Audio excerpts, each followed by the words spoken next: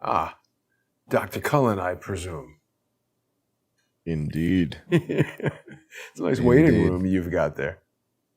Well, I like to play, so I figured it would be fun to play doctor tonight. You think back, how long has it been since I used to play doctor? Long You know time, these man. ladies? Way too long. So it seems like, yeah, what a great team. So we all know that behind every reasonably good doctor, there's a lot of really good nurses, right? I mean, there's no such thing as a good doctor without any good nurses. So what a great thumbnail. Very exciting. Do you want to know something funny about this thumbnail? Sure. Yeah. So AI, I mean, it made a lot of, leggy models. It'll do that all day. And it's really actually quite amazing. It comes up with, beautiful pictures of women. But I was trying to get it to do dead chickens, and it just doesn't. There's certain things it doesn't want to do. Even these ones that are looking not so well aren't dead. Almost Dali-esque, some of these chickens with this. I don't know. It's really a fascinating technology in a lot of ways, this text to image AI, and it just looks so good, doesn't it? It's remarkable. It has a cinematic quality, Yes. the lighting, the Oh, yeah. coloring. Well, that's got to it- do with it- the choices that I'm making and how I, the software and everything like that. I mean, that's the thing. Everyone who thinks that AI is just going to take over and do everything for everyone, Not I exactly. don't think Yeah. so. It's another software tool here, and for visual effects and stuff, it's just super interesting. Yeah. Well, I'm excited. I love the thumbnail, and it adds to the collection. Another one I think I might have to have framed and put up on the wall here in the studio. But why did we choose this thumbnail? Can you explain? Because people Oh, know well, our process. I figured- you tell me yeah. and I just come up with something. But why did we come Yeah. to this?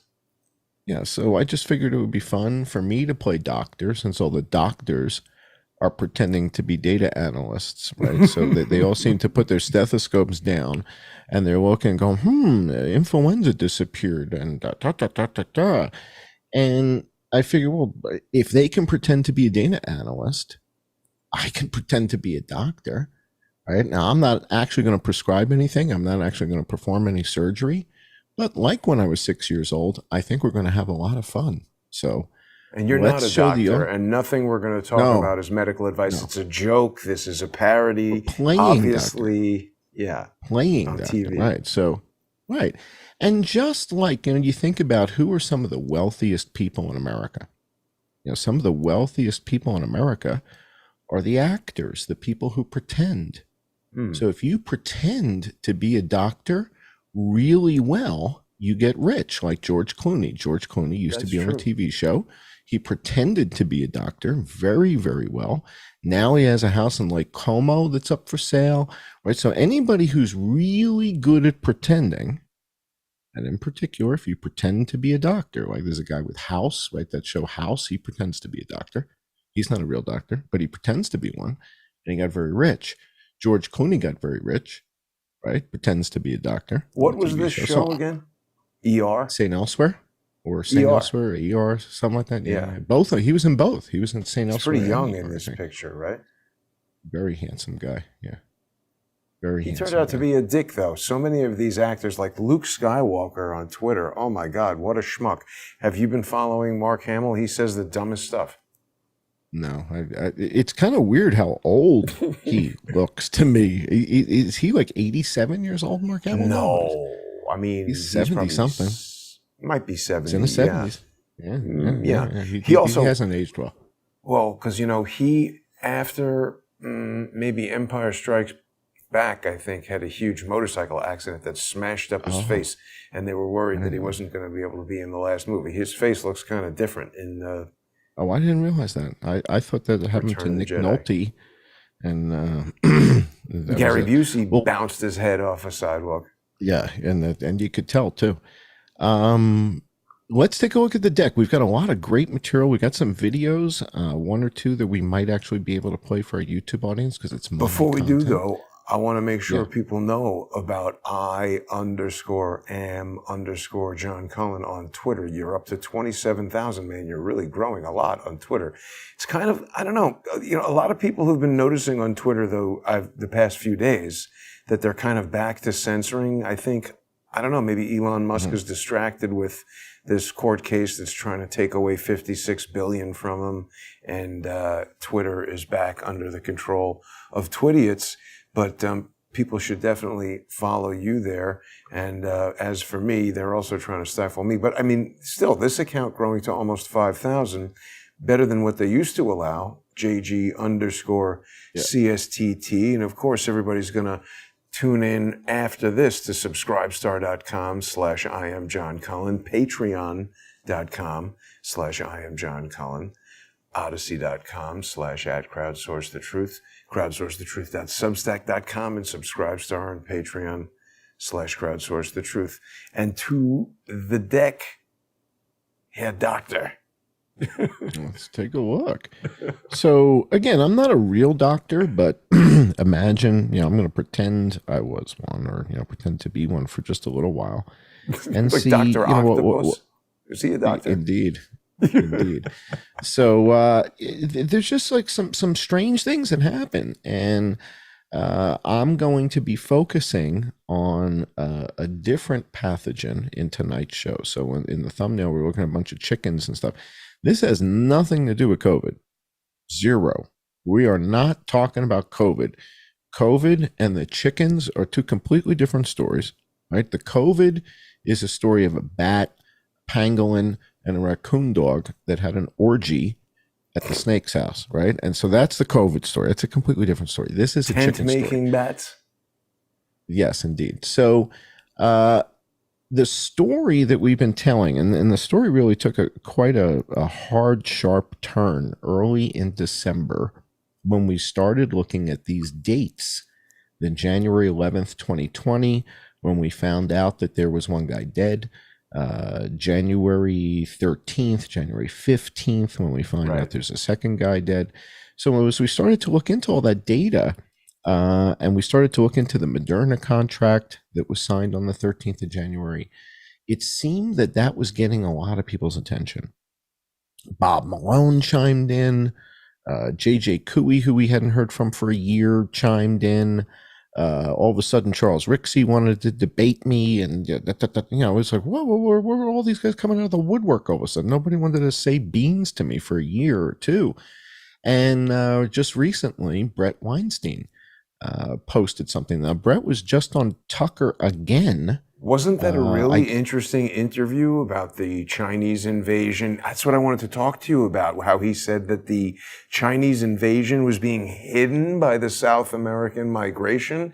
That seems like maybe we see a pattern here. No? Yeah. We're going to take a look at that with the patrons. So this is the type of stuff that we can't really do here. So rebroadcasting, re-looking at the Tucker Carlson conversation with Brett Weinstein. Second one I think they've done in the last 90 days. They've done two different sessions. He just did one recently with him, but Brett went down to the Darien Gap, and we'll take a look at that when we go to the patron-only portion of the show. But it was very nice that Brett mentioned me in one of his recent tweets the other day. So this was January 27th, a couple days ago. And he's looking at, there's a lot of people who are saying there was no pandemic. And these are scientific people. Mean? That's ridiculous. Yeah, that it was all about how people were mistreated in the hospital. Oh, right. And I keep saying, well, how the hell did they get to, why would you go to the, dude, I've never been so sick that I went to the hospital, other than when I had my gallbladder removed, which is surgery, and that's something you schedule and you go in and they knock you out. I've never been so sick that I was like, hey, I got to go to the hospital. And I've been sick, and, this has never got to that level. And these people went to the hospital for some reason, and there's a whole bunch of experts saying there was no pandemic. Just every single hospital made a litany of mistakes and everybody died.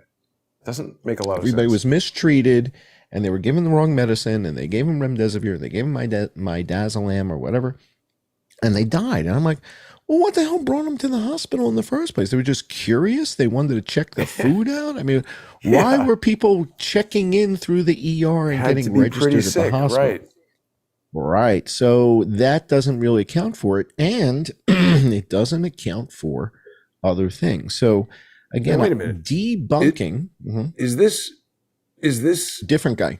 No, so okay? that's Kevin McKernan. Kevin McKernan is another guy who blocks me, by the way, but he's the guy who did the genetic sequencing of cannabis and was Oh, part of the Human Genome Project back in the day. huh. And yeah, so That's sort he's of an a, identity duplexing going on there. That's very confusing that similar those names. guys. I got confused by them. Yeah, I got confused by the names. But this guy, well known, this is somebody we talked about when Dr. Judy was on the show, because Dr. Judy had told us about Vero monkey kidney cells and how they grow stuff in Vero That's monkey got to kidney do with cells. And him. so, well, Kevin McKernan is the guy who 3 years into this says, hey, guess what I found inside the stuff? I Oh, found SV40. SV40. Right. SV40 is simian virus Right. 40. It's from Vero monkey kidney cells is where this comes from. So Dr. Judy kind of told us, if, I'd expect you're going to find this, right? That's kind of the heads up she gave us was, guys, they grow this stuff in Vero monkey kidney cells. It's only a matter of time before we're going to find something related to that. And lo and behold, Kevin McKernan finds the SV40 primer. And this is a big topic right now in Europe. So in the European Parliament, they're talking about this, but our COVID select committee with Brad Wenstrup, he's retiring. So they got to him or something. So he's got to step down. So a week or two ago, I did an interview with a nurse. His first name is Amy. We call her Amy. That's it. And her handle on Twitter is Question It. And we did an interview, I guess, about a week and a half ago. Very well received, but we weren't able to get to all the material that she prepared. So on the next slide, we did a second interview, and that just was published, I think it was last night or something. So yeah, this just went live last night.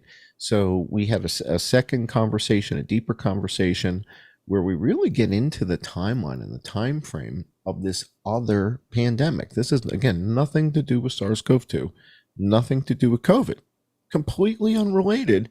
And it begins kind of in 2013. And to me, it's just more interesting because I don't eat bats and I don't eat pangolins, but I do eat chicken, and I like chicken. In fact, I like El Pollo Loco. It was one of the highlights of living in Los Angeles. El I really Pangolin Loco. You're not going to? Yeah, they don't. I'm not on. Yeah, in fact, when I was in China, they didn't have any of those. And KFC is big in China. It's like KFC is everywhere. You're right. So Xi kind of weird. Jinping ordered KFC when he was in Russia. They showed Did he? carloads of it coming to his hotel. I was like, what? That's pretty funny. So, and KFC, by the way, now, oh, no, I'm thinking Kenny Rogers. Kenny Rogers Roasters was purchased by a Malaysian company. Yeah, Right. Different story. I read different that. story. Yeah. Yeah. Crazy. Kenny Rogers, I think, died. Oh, yeah? Yeah, I I think think you're right. so. All right. Well, so Amy and I got together and we started sharing research and notes and stuff back and forth.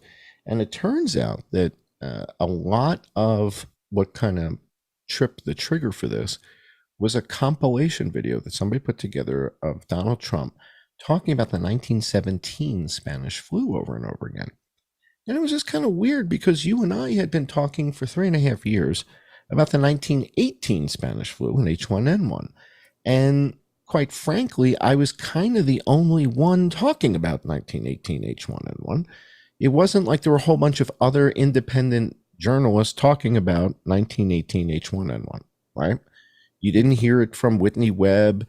You didn't hear it from, what's her name? I am Polly, Perfect God. Polly. What does she call herself? I'm Perfect Polly, something amazing like that. Perfect Polly. Not so amazing. Polly. I'm amazing Polly. What I'm a Perfect bitch. Polly. You didn't hear anything about this from Cernovich. You didn't hear anything about this. Nobody's talking about this, right? So let's go back to the Dr. slides. Cullen. Where were we in the slides? Yeah, where were we in the slides? I lost my train of thought because you're poking around all over chicken. Yeah, there we go. So the 1917 thing. So he's talking about 1917, but we're talking about 1918. We're talking 1918 H1N1, 1918 Yeah. H1. Every show we're doing, we're talking about the twindemics, that there's two pandemics. Everybody's talking about COVID. I'm saying Wuhan, Schmuhan. We're looking at the other one. He's talking about 1917. 1917? The hell is 1917? Well, 1917, there was another thing that happened. It was different from H1N1. And I didn't know that. I don't think most people knew that. But he knew it because he had been briefed on it. And it turns out that the first patients in Wuhan were also infected with this avian influenza and SARS-CoV-2. Now, it turns out upon deeper inspection, they were vaccinated against H7N9. It's like, wow. So they're like way ahead of the curve here. So the first patients in Wuhan infected with SARS-CoV-2, and they've got the spike protein from H7N9 inoculation. That's interesting. So this kind of drives this whole exploration that we go to the next slide. So right what you see here, all the green stuff is H7N9 in the first patients in Wuhan. Well, H7N9 is an avian influenza, like 1917. And so when you say, okay, have we had any avian influenza outbreaks? And you type that into Google, and what comes back? You just type into Google, avian influenza outbreak, because he's talking about 1917, which is an avian influenza outbreak. I type that into Google, except I don't use Google. I use something else. What we know about the deadliest U.S. bird flu outbreak in history. Not the second deadliest, not the third deadliest, not the fifth deadliest. The deadliest ever in history, in human history. The deadliest. Number one with a bullet. And it's happening coincident with the SARS-CoV-2 outbreak. And they don't say anything about it. I mean, it's here, but you barely heard about it. The only thing you really hear is that the eggs, that the cost of eggs goes to $8, $9, $10 a dozen. Yeah. Well, you live in New York City. I mean, the rest of the country is looking at you like, dude, it's going nuts. Nobody else is paying $10 a dozen. 20%. Stuff at the supermarket is 50 to 75% more expensive than it was in 2020. Yeah. I don't. Soup is $8 for a jar of soup. I was like, wow. That's crazy. Well, what we find out here is Trump is referring to 1917. 1917 is an avian influenza. It's not H1N1. It's not the 1918 H1N1. It's a different strain, but it's avian. So you type in avian flu, avian influenza. What's going on? Oh, we're in the midst of the worst avian influenza outbreak in history, and it's coincidence, simultaneously. It's happening at the same time as COVID. Oh. So it looks like the bats and the pangolins are getting all the press. Well, this photo is Kayleigh McEnany. Now, obviously, she's not into the long nails and the manicure. She's into more of the tomboy look. I like that. She probably plays softball or something like that on the weekends. But if you look at what she's holding in her hands, she's holding the Pandemic Crisis Action Plan version 2.0 from January 2020. And above that, she's got Operation 2020. Her fingers are covering it. Well, because I know when the photos are being taken, and yeah. So, and then the one above it is Crimson Contagion, right? And that's the 2019 functional exercise, right? The copies she's carrying are not the top secret versions. What do you mean? There's different versions. So there's different versions of this thing.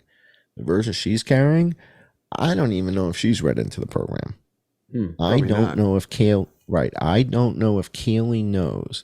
No. Because then Kayleigh's got to keep a public story and a secret story. She's told only what she's supposed to tell everybody. Right. So she's carrying a unclassified, this is not top secret version of the narrative. And this is basically how they're going to spin this for the public. She's got it, but nobody's talking about this. Go to the next slide. Take a look at what's on the next slide. Nobody's actually talking about it. Those are her handwritten notes on the presentation talking about the pandemic. Now, this is happening in January. Nobody's talking about COVID. Nobody's dead. Why is she showing these notes? What does this say? These are handwritten notes. Updates, Sort of part something. Yeah, it's hard to read her handwriting. We are something with Panda. Is that Panda? Panda? No. It looks like Panda. We are something with something what? We are playbook. Certainly I can read the stuff that's printed. But wait a minute it's her now, handwriting. Panda, it's a disaster. Why does it say Panda? Yeah, you'd think she'd be the type of girl who'd write notes with little hearts dotting the I's. That's kind of sloppy. But she's in a hurry. Yeah. I don't know. But Panda, isn't that something we've heard about from J.J. Couey? Well, that's Nick. Well, yeah. Well, Nick Hudson. Nick Hudson is the head of Panda. Nick again is one of the few guys who continues to entertain my way out there. Why is she dealing with Panda? I don't know that that's what it says, to tell you the truth. I mean, it looks like it says it, but I can't tell for sure. Weird. And again, they're just making notes on the thing. This is the actual document. So we have the actual Crimson Contagion documents, the ones that they've shared with the public. These don't have the real secrets in them. But we're going to take a look at this with the patrons when we go to the patron-only portion of the show. So this is the documentation of what was going on with this other pandemic. They called this an exercise, didn't call a whole lot of attention to it, but it's about an outbreak in China. And there's actually an outbreak in China. So it's not like it's a fictional scenario. There's an outbreak happening in China, right? And China's developing vaccines. That's what he's talking about when he says it's a live exercise. We're in a live exercise. If we've got a minute, let's take a look at, that's the playbook. So we're going to take a look at the actual documents when we go with the that's what the patrons get to see. We do the real deep stuff. We've got the actual content. In that video folder that I sent you today, I think we've got a video that we can play a clip of safely on YouTube. Let me see.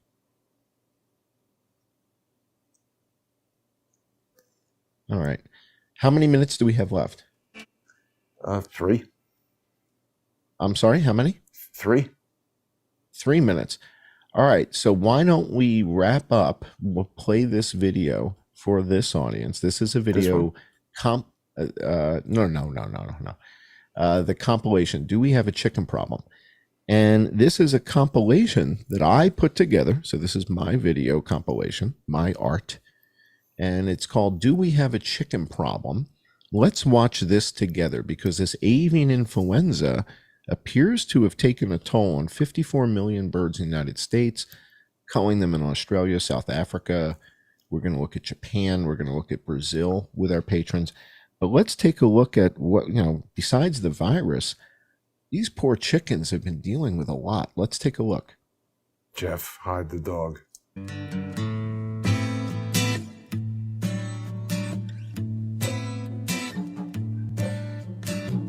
No, but this music is going to monetize it, dude. You can't do that.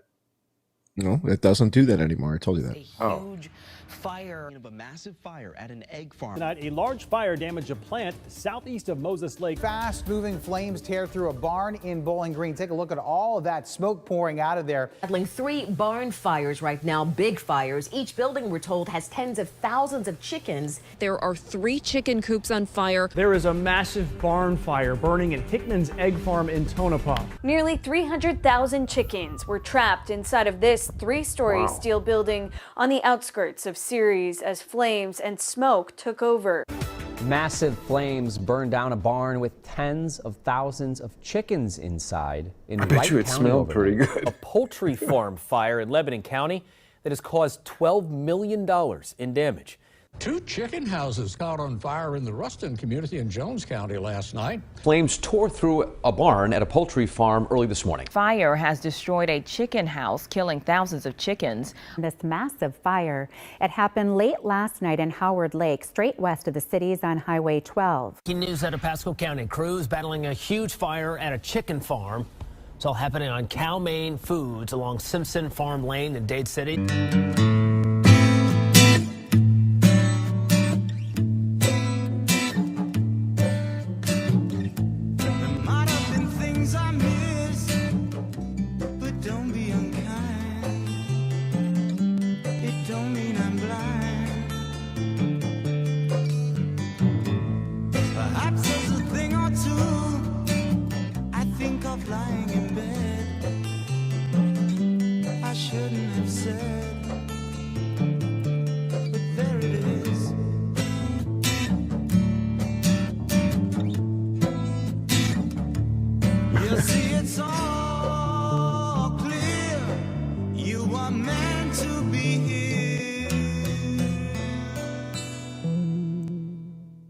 Very good.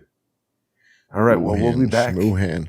Yeah, I like that hashtag. So we'll be back in less. Whoa. Yeah. Before we leave, no, wait. The doctor yeah. part. Go back to the thumbnail, playing doctor. Where I was going to tell you this or ask you this before we started the show. And I said, I have to ask you this in front of the audience. I'm not going to ask you this privately. Right. When a chicken lays an egg, where does the egg come out of? The rear end of the chicken. Is that a word that begins with the V? Is it a word? Probably right. The chicken vagina, right. I would think. All right. So the answer is no. The chicken does not have a vagina. It's a trick question. Chicken doesn't have a vagina? Now, well, it's a bird. So this is why it's important to play doctor. If you don't play doctor, you don't realize that the chicken doesn't have a vagina. The chicken has a single opening, which is probably what we're all moving towards as well.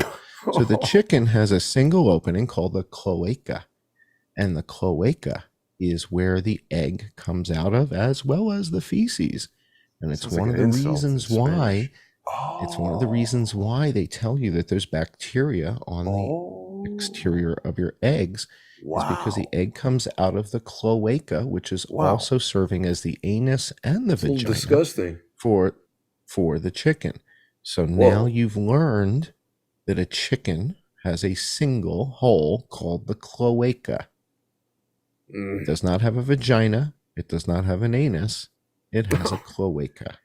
Oh my God. And so with that, you see, this is the kind of stuff we cover with patrons.